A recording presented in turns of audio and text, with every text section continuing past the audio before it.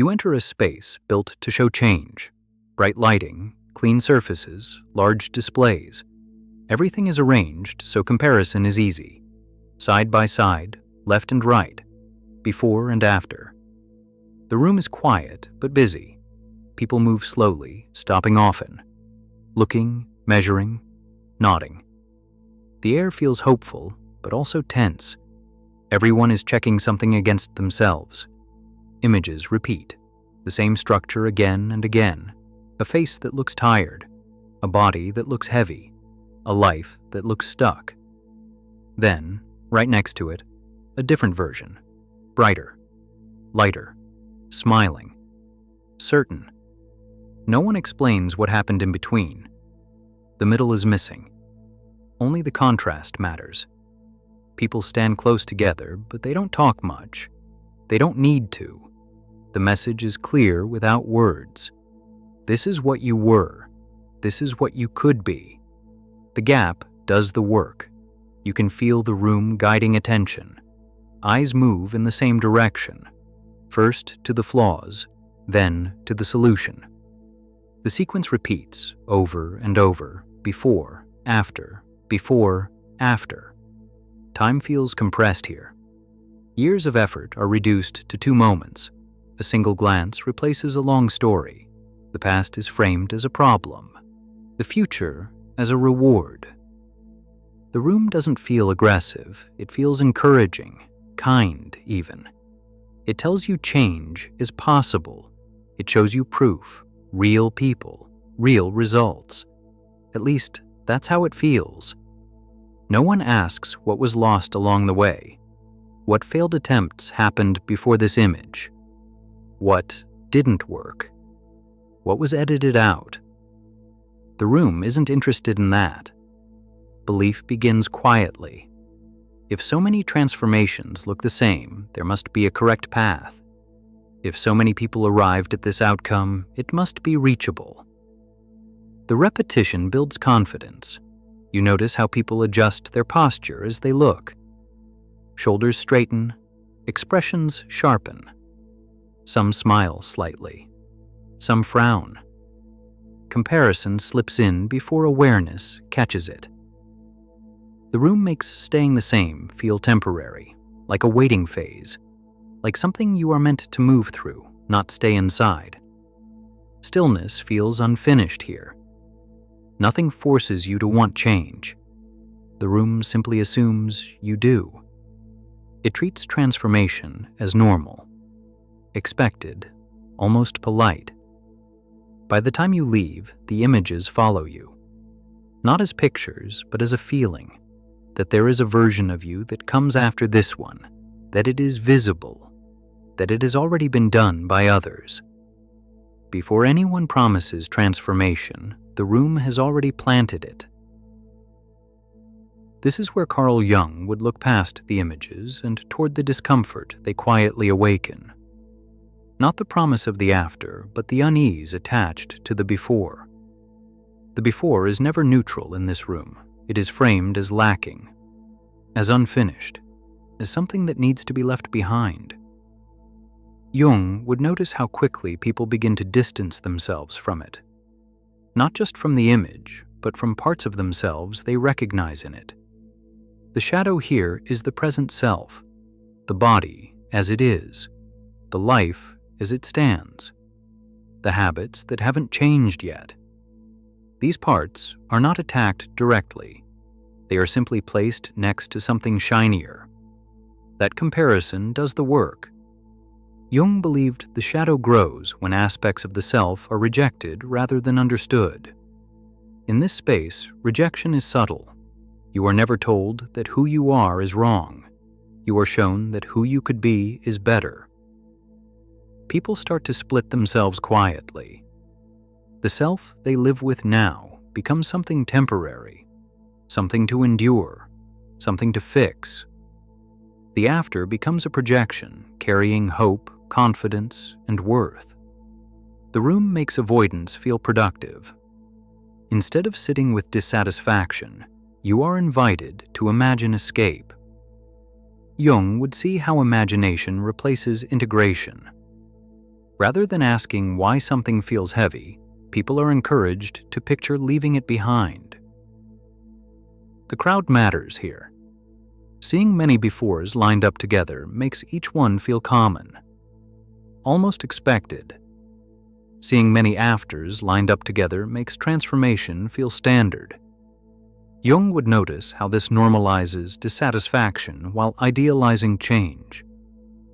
What's hidden is the cost, the uncertainty, the failures, the parts of the self that don't transform cleanly. Those elements slip into the shadow, unseen, unspoken, unprocessed.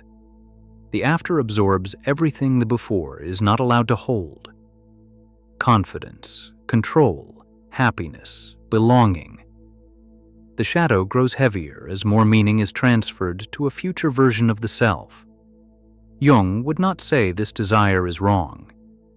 He understood the human need for renewal. But he would notice the imbalance. When the present self is treated as something to escape, it loses value. Attention moves forward, away from what is. The danger is quiet. The more the after is idealized, the more the present feels insufficient. People begin to live slightly out of sync with themselves, always preparing to become someone else. The shadow waits there, in the gap between who you are and who you believe you should be. And the room keeps that gap visible, polished, and gently out of reach, inviting people to keep looking forward instead of inward. This is where Friedrich Nietzsche would listen closely to the language of improvement. Not change as effort, but change as virtue. In this room, becoming different is not just desirable, it is good. The before is framed as a moral problem, not sinful, just lacking, undisciplined, unfinished. The after, by contrast, carries approval. Confidence looks like character. Success looks like correctness. Progress looks like righteousness. Nietzsche would notice how easily values attach themselves to outcomes. The after smiles more, stands taller, looks cleaner. That appearance quietly signals virtue. If you look like this, you must have done something right. Morality here is visual. You don't argue about what is better. You see it. The crowd agrees without discussion. The after becomes the standard. The before becomes something to outgrow. There is no punishment for staying the same. That would be too obvious. Instead, there is comparison. And comparison is enough. When everyone celebrates the after, remaining in the before begins to feel like a failure of effort, of will, of seriousness. Nietzsche warned about moral systems that disguise themselves as improvement. Here, judgment does not arrive as condemnation. It arrives as encouragement. You could be more. You should be more. Others already are. The room teaches a quiet rule. Movement is good. Stagnation is suspect. Desire for change becomes a sign of virtue. Contentment begins to look like complacency. What makes this powerful is how willing people are to participate. No one is forced to judge themselves.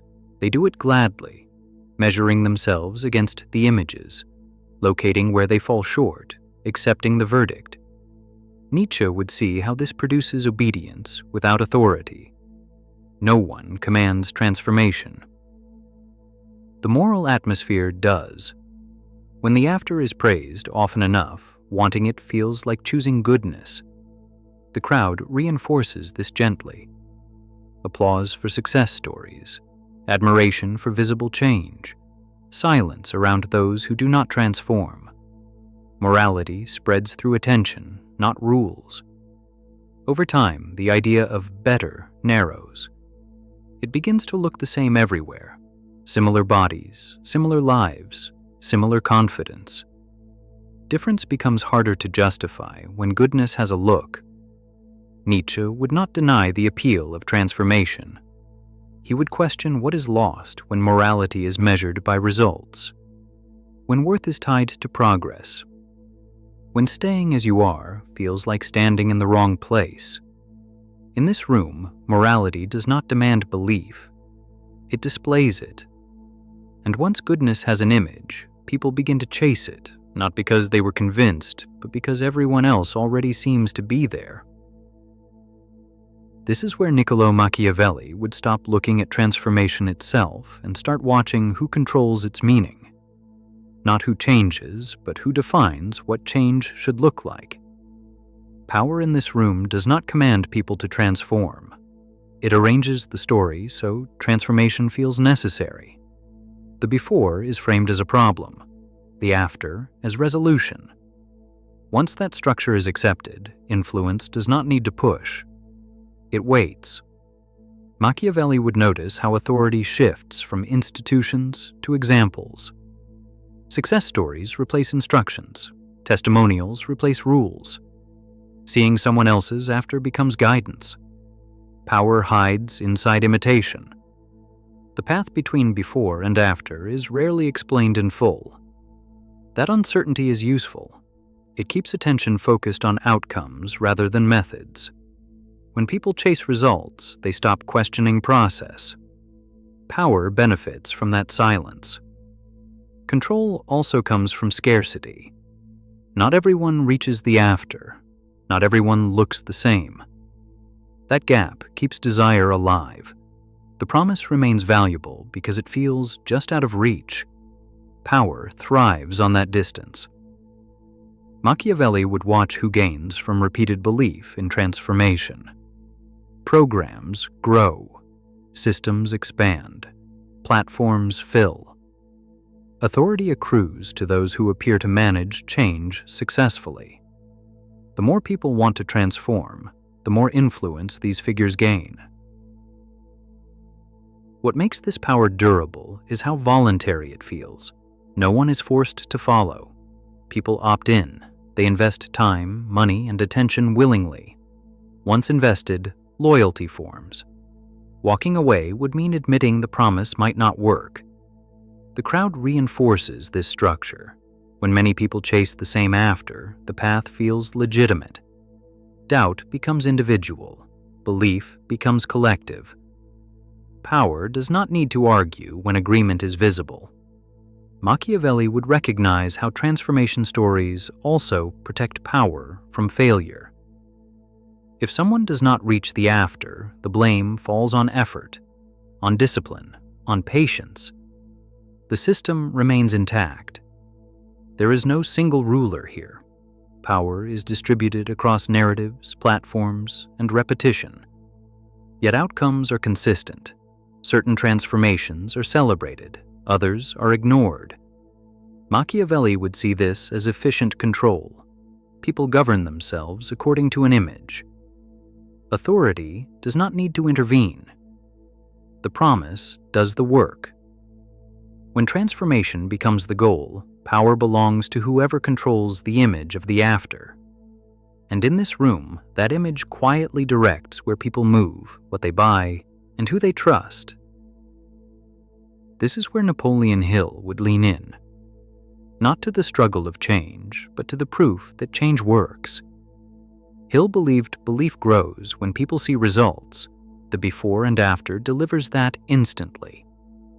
Transformation here is visual evidence. You don't need to imagine success. You can see it, side by side. The contrast feels like confirmation. If this worked for them, it can work for you. Belief forms before questions arrive. Hill would notice how repetition strengthens trust. One transformation might inspire curiosity. Dozens create certainty. Hundreds turn belief into expectation. The more examples you see, the less you doubt the process behind them. What matters is not the story in between. It's the outcome. Hill understood that belief feeds on clarity. The before looks undesirable. The after looks resolved. The path doesn't need to be detailed. The destination is enough. Participation deepens belief. Once you imagine yourself in the after, you are already invested. You start to measure your days against it, your habits, your effort. Belief wants to be proven right, so it keeps you engaged. Small progress becomes fuel, a slight improvement, a compliment, a number moving in the right direction. Hill knew how momentum works. Each sign, however minor, reinforces the belief that transformation is underway. Failure does not break belief here. It is reframed. Not yet. Not enough effort. Try again. The promise remains intact. Belief survives because the after stays visible, waiting. The crowd matters again. Seeing others continue keeps belief alive. Even if your own change feels slow, someone else's success fills the gap. Hope can be borrowed. Hill would recognize how scalable this is. Transformation becomes a product because belief sustains demand.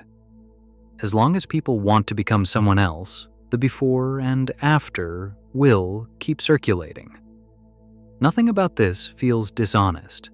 People really do change. Some outcomes are real. That truth protects the larger promise from scrutiny.